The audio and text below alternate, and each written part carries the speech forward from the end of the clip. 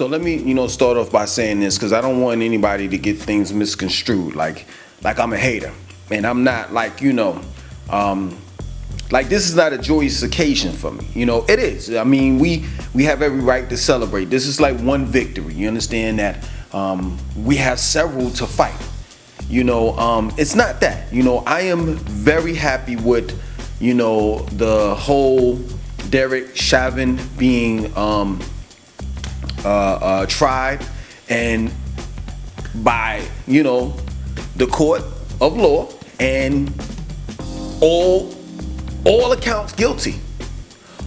All of them, they're saying that the minimum that he can receive is 12 years and he can receive up to the max of 40 years. I'm hoping, that after these 8 weeks that, when we find out, how many years that he's going to get, that he gets anywhere between 35 to 40 years. I looked in that man's eyes, of course I couldn't see him, physically see him, at the courthouse because I wasn't there. But, I looked at him in his eyes, like through the TV. And I think that personally, if he had it all to do again, he would do it again. It would just be this time that he would just try to get away with it, He would try to push the little girls that were recording the video of him having his neck on having his knee on George Floyd's neck. He would just push them away or whatever. So I don't think that he has any type of remorse. I don't think that he feels as though black people are human beings. I truly believe that he feels as though that black people are expendable. I mean, just like any other racist cop or any other racist person, that we're expendable and that's it. We're not an asset to society, or neither we are to the planet.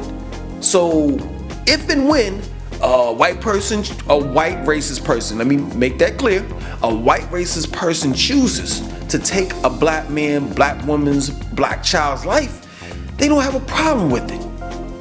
It's just that plain and simple. And the thing of it is that we always we're talking about this police reform and all of this stuff, right?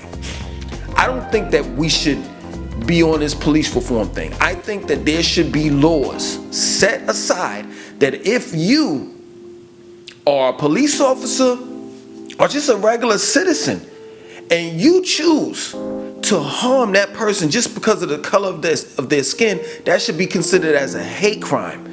That plain and simple.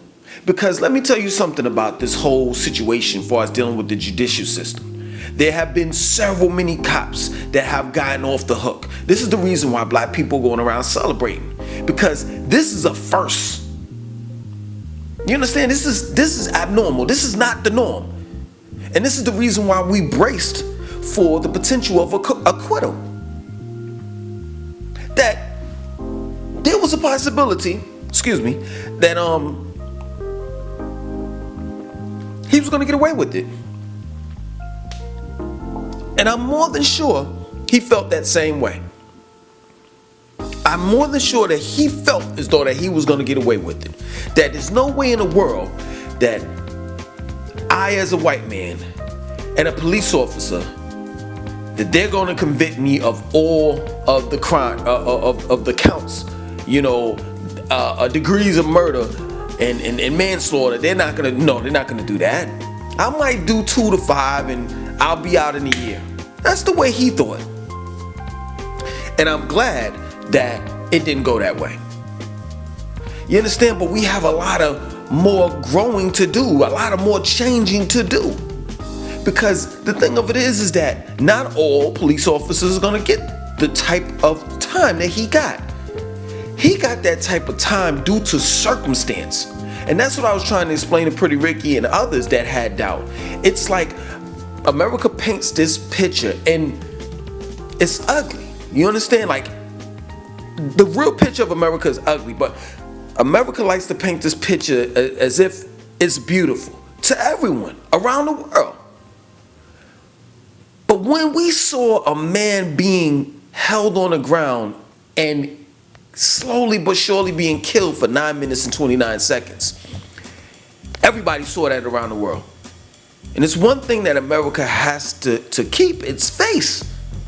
It has to say, hey, listen, we shoot and kill black people, but we damn for sure don't let you all know.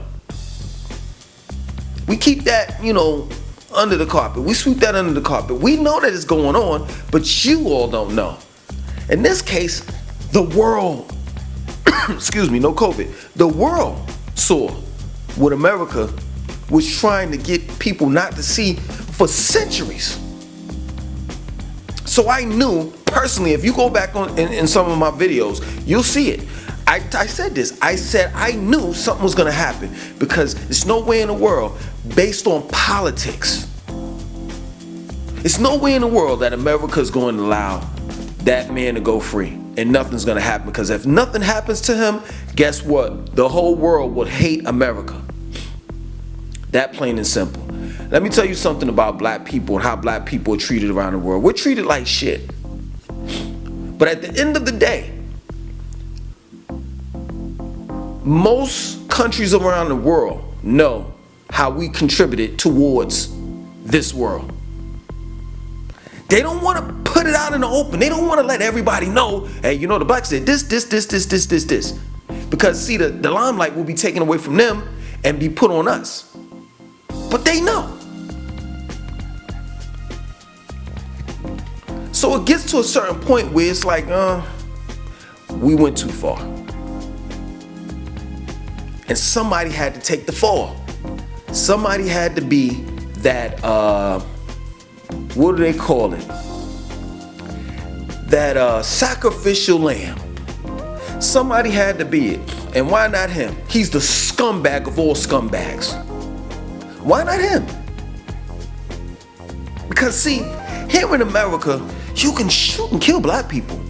That's obvious if you're a police officer. There have been several deaths. It's obvious. You can shoot and kill black people, but you just can't record it for 9 minutes and 29 seconds. Maybe 2 minutes and cut the camera off, but not 9 minutes and 29 seconds. And that's the only point that I was trying to make. And this is the reason why he's where he's at, Derek Chauvin. That's it. Before I was dealing with that police reform and not passing some type of law, you know what I'm saying, where it's a hate crime to kill black men and women and children, then guess what? Police officers are just gonna keep on killing black people, and then we just gonna lock up police officers, and it's just gonna go ongoing thing, and that's that. It's not gonna change. But I will say that this is a pivotal moment in history where I hate to be part of these types of history. This type of history. You understand? Like when I was younger, I went through the whole Rodney King thing where they were beating him, and they got off of that. But our comeback was the O.J. Simpson trial. we all knew, the black people. We all knew he killed that nobody. I know he did. And then you had your man, I forgot his name, man, the brilliant black lawyer. And it's a shame that I forgot his name, but he was like, if it don't fit, you must have quit. So I guess that was our comeback. But other than that, they've been killing black people for the longest, and it's not gonna stop unless they pass some type of law. All that police reform bullshit, that's just what it is. I don't believe it. You know what I'm saying? I just, how can you reform someone that's never gonna change? How? These police officers need to go undergo a psychiatric test before they enter into the academy to become a police officer. Like, I remember when I was looking at DJ Vlad, and Michael J. White was like, he wanted to be a police officer one time, and they actually told him that his IQ is too high. That he would be the type of person to not listen to like regular laws and not regular laws, but just like he'd be the type of person, in other words, to do the right thing. And they don't need leaders. They don't need people that's going to do the right thing. They need people that's going to obey, to listen. That plain and simple. It's two things at this. Until they pass a law for us dealing with a hate crime, You know what I'm saying? As far as dealing with black people. The second thing is, nothing's gonna change. And the second thing is, all of this shit starts from the high up. Like, police officers are pawns to the game too. Because at the end of the day, what are they doing? They only following what they're told to do. Who's telling the police officer that you can shoot and kill if you feel threatened? The police officer's not making this shit up. It's just that plain and simple. So until it starts from the high end on down, things are never gonna change. It's just not. Listen, let me tell you something. The powers that be, the people that make up the law, white people that is, that make up the law can instantly change it. Can say from now on, you gotta use your taser, and if you feel threatened, you gotta shoot that man 3, 4, 5 times in the leg instead of the head, instead of the chest. Put him down to the point where he can't move. Shoot his kneecaps off. But at the end of the day, he still can survive. But that's not what they're telling the police officers in the police academy. If you feel threatened, and threatened means that I can point my finger at you and tell you I'm going to kill you. That's threatening somebody. If you feel threatened, you can.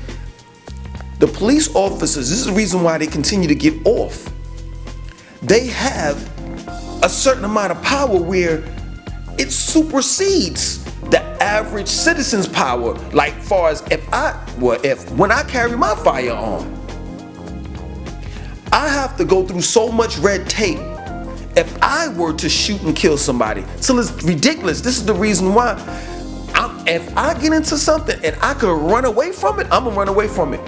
Even if I have my firearm on me, because of the fact that I don't want to get into any type of legal trouble. It's a possibility that I could shoot somebody and claim self-defense and still go to jail. It's just that plain and simple. So if I'm like in a situation where it's 3 or 4 dudes and they coming at me, yeah, I'm gonna handle my business then. But for the most part, if I can get myself out of that jam without shooting anyone, even though I have my firearm and I can do it, I'm not gonna do it. So, hey man, have a ball, celebrate, pop some champagne, but tomorrow it's business as usual because we still got to deal with this Dante White, you know what I'm saying, and others. So, hey man, it's a win for us, but I'm telling you, overall we're losing. It's 188 million to 1. You know, and 188 million of the police officers that had killed 180 million. I don't know if it's at that much, but throughout the course of years, it's probably built up to that. You know what I'm saying? We're talking about over 400 years. You know what I'm saying? Because of course, you know, originally the police officers were there to capture the runaway slaves, call a slave patrol. You know what I'm saying? So we got one win. You know, but that's not good. That's not good enough. That's not going to get us to the Super Bowl.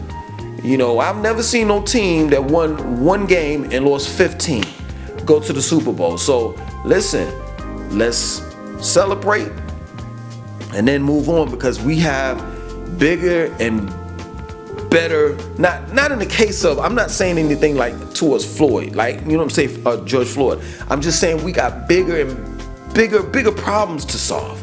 Now that we conquered this, I'll say giant, we gotta move on to the next one.